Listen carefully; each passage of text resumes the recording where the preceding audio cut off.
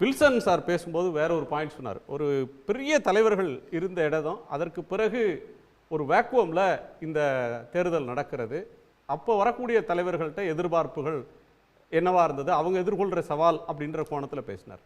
4 ஆண்டுகளுக்கு முன்னால் திரு ஸ்டாலின் அவர்கள் முதலமைச்சராக பொறுப்பேற்கிற நேரத்தில் இதையெல்லாம் செய்வார் அப்படின்னு நீங்கள் எதிர்பார்த்தீங்களா? இவ்வளவு போராடுவார்னு எதிர்பார்த்தீங்களா?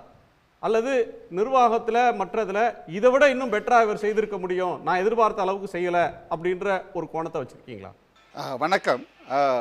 எதிர்பார்ப்புகளை எல்லாம் கடந்து ஒரு சிறப்பான ஒரு ஆட்சி நடந்திருக்கிறதா தான் நான் நினைக்கிறேன். தினசரி நான் இந்த 4 வருஷமும் நான் காலையில் 9 மணிக்கு செய்திகளை பார்க்குறேன், 10 மணிக்கு செய்திகளை பார்க்குறேன். நான் டெல்லியில் இருக்கேன், தமிழ்நாட்டில் இல்லை. ஆனால் நான் 9 மணி 10 மணி செய்திகளை பார்க்குறேன், மாலை செய்திகளையும் பார்ப்பேன், தினகரன் செய்தித்தாள்களை பார்க்குறேன், ஆன்லைனில் பார்க்குறேன். ஒவ்வொரு நாளுமே தொடர்ந்து ஒரு எக்ஸிக்யூட்டிவ் இன்டென்ட் அப்படிம்பாங்க, அந்த ஒரு நிர்வாகம் செய்கிற ஒரு ஆட்சி செய்கிறவங்க அவங்க தொடர்ந்து ஏதாவது ஒன்றத்தை செய்யணும், ஒரு முன்னேற்றம், ஒரு மாற்றம், ஒரு புதிய விஷயத்தை செய்யணும், மேம்படுத்தணும் அப்படிங்கிற ஒரு எண்ணம் குறையாமல் இருக்கு. அதாவது அந்த இன்ஜின் வேகம் நிற்காமல் அப்படியே போயிட்டுருக்கிற மாதிரி தான் நான் உணர்கிறேன். தொடர்ந்து ஏதாவது ஒரு முன்னெடுப்புகளை செய்துக்கிட்டே இருக்காங்க. அது எந்த துறை, பொருளாதாரமாக இருக்கலாம், ஒரு பண்பாட்டு விஷயமாக இருக்கலாம், மற்ற மக்கள் நல திட்டங்களாக இருக்கலாம், மாநில உரிமைகளாக இருக்கலாம். இந்த ஒவ்வொரு விஷயத்துலையும் தினசரி ஏதாவது ஒரு முன்னெடுப்பு, ஒரு செய்தி, ஒரு நகர்வு, இந்த மாதிரி ஒரு மிகச்சிறந்த ஒரு ஆட்சியாக தான் என்னால் பார்க்க முடியுது.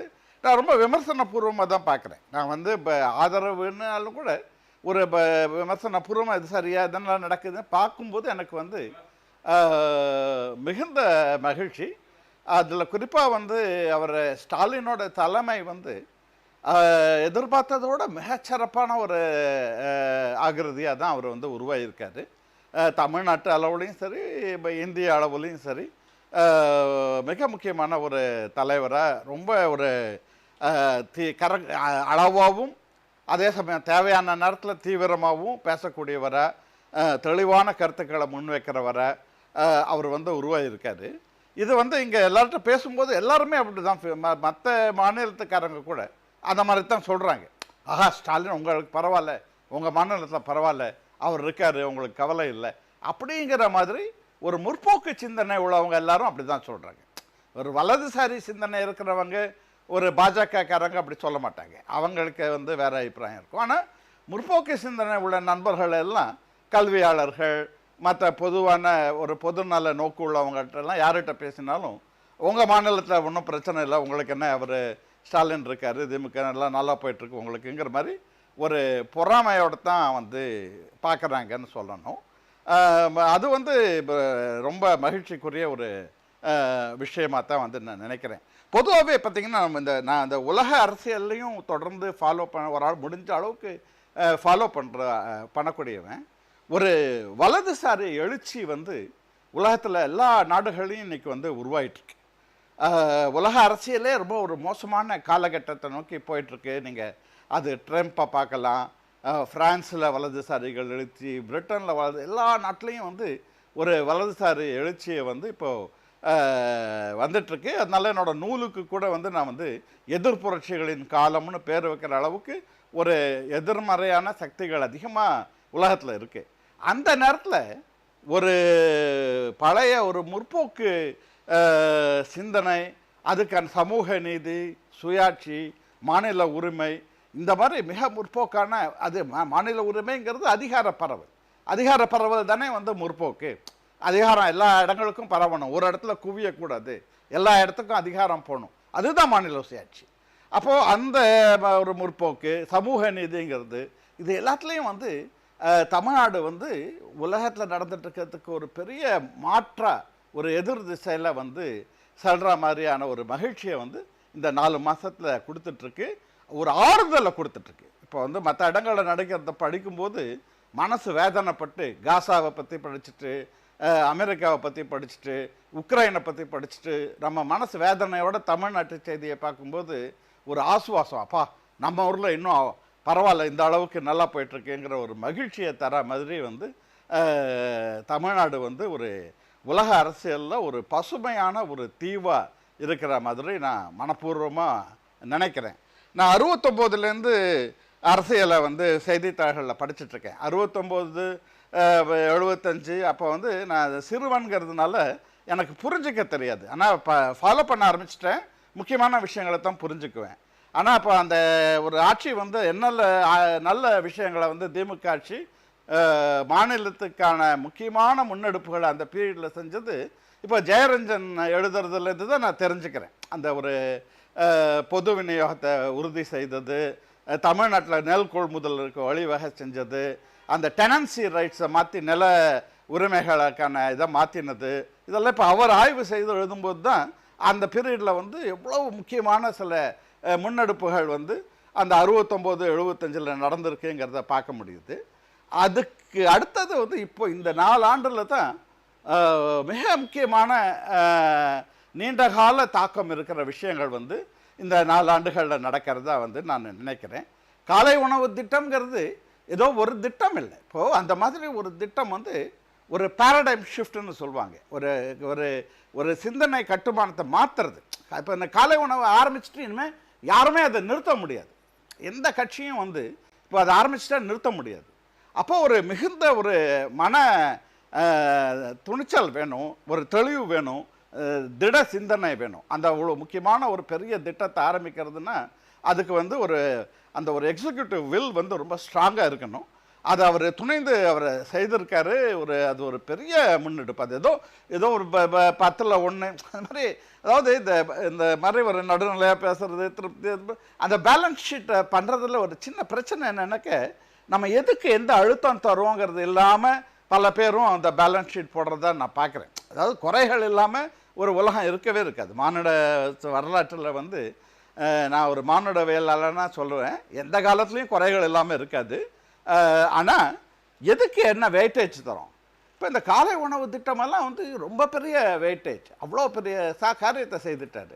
அடுத்தது வந்து இப்போ இந்த விடியல் பயணம், அப்புறம் இந்த மக்கள் உரிமை தொகை, அது வந்து இந்த மாதிரி இதெல்லாம் வந்து பெரிய பெரிய ஷிஃப்ட். இதெல்லாம் இனிமேல் யாருமே விட்ரா பண்ண முடியாது. இனிமேல் நீங்கள் உரிமை தொகையை கூட்டிக்கிட்டே தான் போகணும். இப்போ ஆம் ஆத்மி 1000 ரூபாய் கொடுத்தா பாஜக 2500ன்னு சொல்கிறாங்க. இப்போ நம்ம சத்துணவில் அதை பார்த்தோம், 1 முட்டை 2 முட்டை அந்த மாதிரி. இப்போ காலை உணவு திட்டத்தில் அடுத்தது வந்து லெமன் ஜூஸ் கூட தரோம். இப்படி தான் அது இன்க்ரீஸ் தான் பண்ண முடியுமே தவிர குறைக்க முடியாது. ஸோ இந்த மாற்றங்கள், இந்த மக்கள் நலனை நோக்கிய மாற்றங்கள் வந்து ரொம்ப ரொம்ப முக்கியம். அதில் இவ்வளவு முக்கியமான திருப்பு முனைகளை வந்து இந்த 4 ஆண்டுகளில் செய்திருக்கிறது பெரிய விஷயம். அதுக்கு ஈடாக வந்து பொருளாதாரம் அதுலேயும் வந்து ஒரு வளர்ச்சி பாதையில் வந்து திட்டவட்டமாக அது புள்ளி விவரங்கள் எல்லாம் சொல்கிற மாதிரி அது பொருளாதார வளர்ச்சி குறையாமல் இதை செய்கிறது, அந்நிய முதலீடுகளை ஈர்க்கிறது, அதை செய்கிறது. அப்புறம் ரொம்ப குயிக்காக சொல்லணுன்னாக்க, எனக்கு ரொம்ப நெருக்கமான துறை, நான் ஒரு கல்வியாளன், எழுத்தாளன், எனக்கு வந்து இந்த பண்பாட்டு துறையில் இது வந்து செய்திருக்கிற முன்னெடுப்புகள் வந்து முன்னாடியெல்லாம் யோசித்ததே இல்லை. நான் ஒரு 30-40 வருஷமாக இருக்கேன். என்னை வந்து இந்த சென்னை இலக்கிய விழான்னு ஒன்றுத்துக்கு கூப்பிட்டு அங்கே போயிருந்தேன். அது அரசு நடத்தின விழா. நாங்கள்லாம் 80களில் வந்து நாங்கள் செலவு பண்ணி செய்வோம். அந்த இலக்கியத்துக்காக இந்த கவிதை போக்கு என்ன, சிறுகதையில் என்ன நடக்குதுங்கிறதெல்லாம் நாங்கள் ஆளுக்கு வந்து பாக்கெட்லேருந்து 100 500ன்னு போட்டு நாங்கள் கருத்தரங்கம் நடத்தி பேசிக்குவோம். ஆனால் இன்றைக்கி வந்து அரசு வந்து ஒரு 5 இடங்களில் வந்து இலக்கிய திருவிழாவை அரசே நடத்தி எல்லா இலக்கிய போக்குகளை பற்றியும் எல்லாத்த பற்றியும் விவாதிக்கிறதுக்கான ஏற்பாடு அரசு செய்து தருது. இது வந்து எனக்கு இது எல்லாருக்கும் புரிகிற மாதிரி எப்படி சொல்லணும்னு எனக்கு தெரில. இதெல்லாம் ஒரு பெரிய பாய்ச்சல் தான் நான் சொல்வேன். நான் வந்து இது வந்து இதெல்லாம் தான் அரசு செய்திடணும். இன்னைக்கு வந்து இது நடக்கிறதெல்லாம் வந்து ஒவ்வொரு விஷயமும் எங்களுக்கெல்லாம் அவ்வளோ பெரிய மகிழ்ச்சியாக இருக்குது. இந்த புத்தக சந்தைகள், நூலகங்கள், இதில் எல்லாத்துலேயும் வந்து ரொம்ப சிறப்பாக பண்பாட்டு துறையில் வந்து கீழடி ஆய்வு. ராஜன்குறை, நீங்கள் இருக்கக்கூடிய இடத்துல டெல்லியில் இருக்கக்கூடிய உங்களை சுற்றி நடக்கிற அரசியல் நிகழ்வுகளை உன்னிப்பாக பார்த்துட்டு அங்கேருந்து தமிழ்நாட்டை பார்க்கும்போது ஏதோ ஒரு தனித்தீவு மாதிரி இருக்கு அப்படின்னு பார்க்குறீங்க. ஆனால் தமிழ்நாட்டிலே இருக்கிறவங்களுக்கு, தமிழ்நாட்டை தாண்டி வெளியில் போகாமல் இந்த ஆட்சிகளை மாறி மாதிரி அதிமுக ஆட்சி திமுக ஆட்சியை பார்க்குறவங்களுக்கு இந்த மாதிரி ஒரு பருந்து பார்வையில் ஒரு விஷயத்தை பார்க்க முடியுமா அப்படின்றது ஒரு சந்தேகம். இப்போ ஒவ்வொரு காலத்திலையும் ஒரு பிரச்சனைகள் முன்னெடுக்கப்படும். திடீர்னு ஒரு மின்வெட்டு ஒரு பெரிய பிரச்சனையாக வரும். ஒரு 2G மாதிரியான விஷயங்கள் ஒரு தேர்தல் நேரத்தில் ஒரு பெரும் பேசு பொருளாகிடும். அல்லது பணப்புழக்கமே இல்லை அப்படின்றது ஒரு பெரிய இஷ்யூ ஆகும். நில அபகரிப்பு அப்படின்றது ஒரு பெரிய இஷ்யூ ஆகும். வெவ்வேறு தருணங்களில் வெவ்வேறு பிரச்சனைகள் மேலெழுந்து ஒரு ஆட்சியினுடைய நிர்வாகத்தை கவனிக்க முடியாத அளவுக்கோ அல்லது அதனுடைய திசையை மாற்றுற அளவுக்கு போயிடும். இப்போ 30 வருஷத்தில் நீங்கள் 96க்கு பிறகு கூட்டணி யுகம் ஒரு 25 வருஷம் இருந்தது. இப்போ 10 ஆண்டுகள் முழுக்க டெல்லியில் ஒரு கட்சி ஆட்சி அப்படின்ற நேரத்தில் மெட்ரோ ரயிலுக்கும் பணம் கேட்டு போராடணும், கல்வி நிதியும் கேட்டு போராடணும், ஹெல்த்துக்கான அலோகேஷன் மெடிக்கல் காலேஜ் தொடங்கினாலும் அதற்கும் போராடணும்.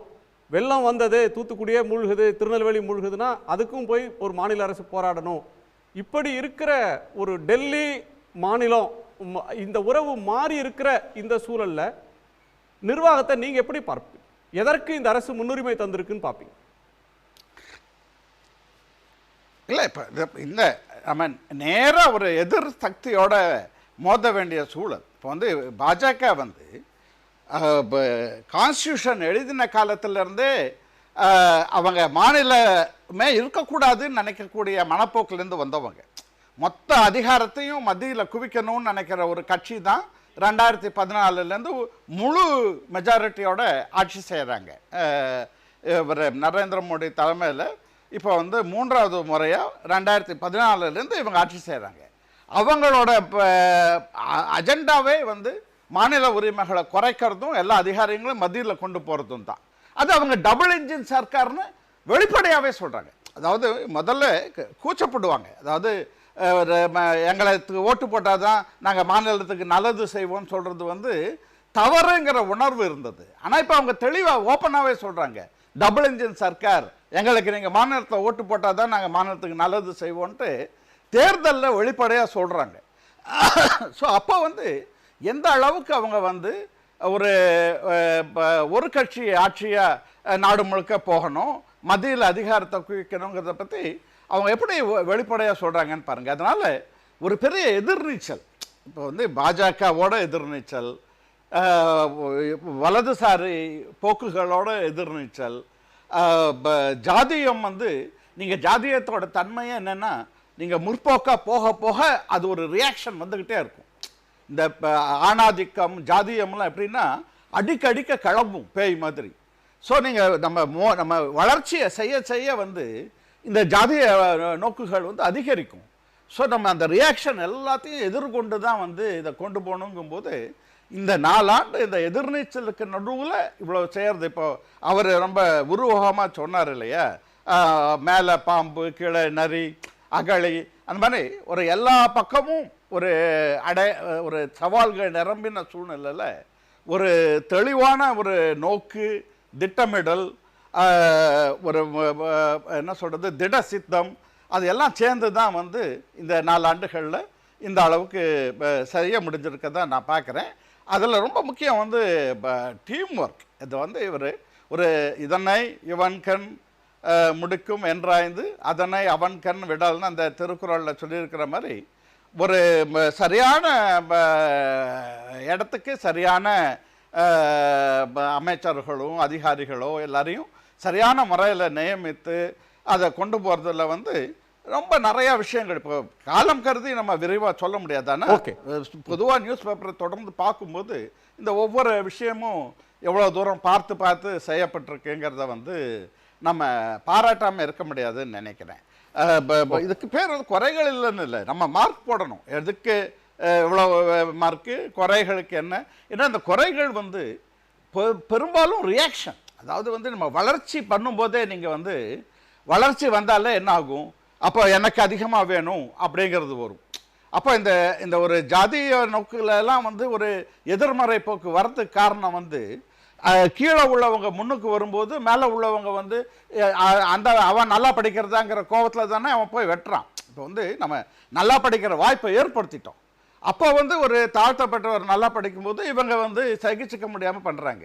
ஸோ இது வளர்ச்சிக்கு வர ஒரு ரியாக்ஷன். அது அந்த ரியாக்ஷனை எதிர்கொண்டு சமாளித்து தான் ஆகணும். அதனால் நம்ம எல்லாம் இந்த ஓவரால் கான்டெக்ஸ்டில் தான் இதை பார்க்கணுமே தவிர அது ஒரு மாநில நலனை முதன்மைப்படுத்தணும். இது அரசியல் கட்சிகள் வந்து ஒரு போட்டி போடுற கட்சி என்ன சொல்லலாம், நாங்கள் இதோட நல்லா செய்வோம்னு சொல்லலாம். ஆனால் எதிர்க்கிறதுக்காக நல்ல விஷயங்களை பாராட்டாமல் குறைகளை மிகைப்படுத்தி சொல்கிறது வந்து அவங்களுக்கே வெற்றியை தராது. இப்போ வந்து நீங்கள் எப்படி பேசணுன்னாக்கா இதோட சிறப்பாக செய்யலாம், எப்படி கொண்டு போகணும் அப்படி பேசலாமே தவிர ஒரு முக்கியமான முன்னெடுப்புகளை வந்து பாராட்டாமல் அது ஒன்றுமே நடக்கலை அப்படின்னு எதிர்மறையாக பேசுறது, இது வந்து மிக மோசமான ஆட்சின்னு ஒரே அடியாக அடிச்சிட்டாக்க முடிஞ்சிரும்னு நினைக்கிறதுலாம் ஒரு சரியான அரசியலாகவும் இருக்காது, வெற்றிகரமான அரசியலாகவும். நன்றி சார், நன்றி. அந்த விஷயத்தை எதிர்கட்சிகள் ஹோம்ஒர்க் பண்ணணும், பண்ணி தான் வந்து ஒரு சரியான பேலன்ஸ்டான ஒரு விமர்சனத்தையும் அவங்க என்ன மாற்று சிந்தனையோ மற்ற வழிகளையோ எப்படி யோசிக்கிறாங்கன்னு சொல்லணும். நீங்கள் சொன்னீங்களே நீட்டை நீங்கள் நிறுத்தலையேன்னு சொன்னால் அது ஒரு வாதமே இல்லை. என்ன பண்ணலாம் வேறு, அதுக்கான என்ன முயற்சி எடுக்கணுமோ அதை மிகச்சிறப்பாக எடுத்தாச்சு. கமிஷன் போட்டு ஆய்வறிக்கையை கொடுத்தாச்சு, மக்கள்லாம் கையெழுத்து போட்டு அனுப்பியாச்சு, சட்டமன்றத்தில் தீர்மானம் போட்டு அனுப்பிச்சாச்சு. இப்போ இதுக்கு மேலே பாஜக வந்து இதை அனுமதிக்க மாட்டேங்குதுன்னா பாஜக கேள்வி கேட்கணுமா, திமுக கேள்வி கேட்கணுமா? ஆனால் அதை கூட வந்து இப்போ ஒரு அரசியல் சுயலாபத்துக்காக ஒரு குறுகிய நோக்கில் அதையும் திமுக கேள்வி கேட்கறதுங்கிற போக்கெல்லாம் வந்து வேடிக்கையாக இருக்குது. அதாவது வந்து ஒரு ஆய்வாளனாக பார்க்கும்போது என்ன அரசியல் இவ்வளோ மோசமாக இருக்குது. அது வந்து நீங்கள் பாஜக தரமாட்டேங்குது, அதை எப்படி நம்ம சேர்ந்து பண்ணணும்னு சொல்லுங்கள். திமுக இன்னும் எப்படி முன்னெடுக்கணும், நாங்களும் வரோம், எப்படி போராடலாம்னு சொல்லுங்கள். நீங்கள் நீட்டை எதிர்க்கிறதா இருந்தால், இல்லை நீட்டை எதிர்க்கல நாங்களும் ஆதரிக்கிறோம், பாஜகவும் நாங்களும் நீட்டை ஆதரிக்கிறோம், அது ரொம்ப நல்ல தேர்வுன்னு சொல்லுங்கள். ரெண்டுத்தில் அந்த அப்படி சொல்லாமல் நீங்கள் ஏன் பண்ணலன்னு சொன்னாக்க மாநில அரசுக்கு சக்திக்கு உட்பட்ட எல்லாத்தையும் செய்தப்புறம், அதுவும் மிகச்சிறப்பாக செய்தப்புறம் அப்புறம் வந்து நீங்கள் ஏன் பண்ணலைன்னாக்க அப்போ பாஜக தானே அனுமதிக்கலாம், அதை சொல்லணும்ல. உடனுக்குடன் செய்திகளை தெரிந்து கொள்ள சன் நியூஸ் பெல் ஐகானை கிளிக் பண்ணுங்க.